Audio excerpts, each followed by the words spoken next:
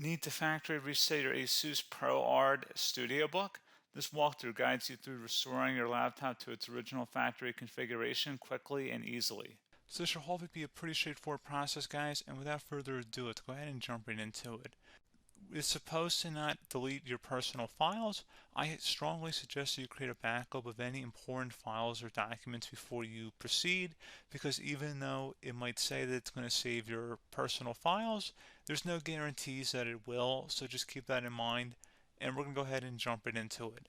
So we're going to go ahead and start by right-clicking on the Windows Start menu, and we're going to select the Settings.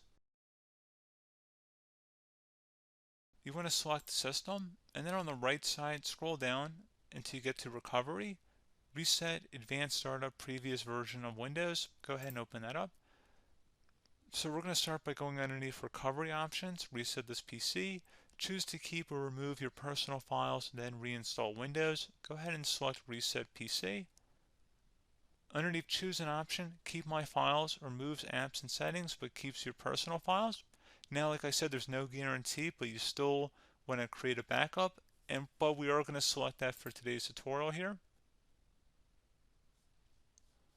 And it's going to ask how would you like to reinstall Windows. I usually do a local reinstall, so that's what I'm going to select.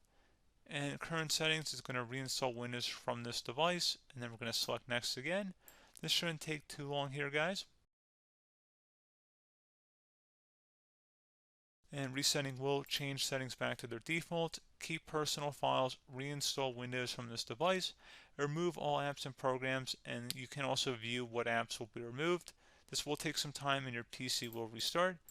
These are the apps that will be removed, so take note of that. So you're definitely going to have to reinstall some stuff once it's done. So it looks like I accidentally closed out of there, so I'm just going to go back to exactly where we were. And we're just going to go ahead and proceed with the reset here and select reset.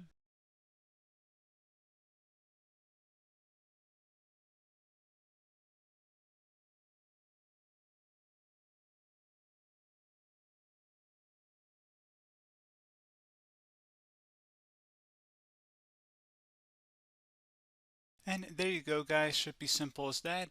Go ahead and reinstall any of the applications that were removed. You can see a list of them by clicking on the link that's going to be on our desktop here.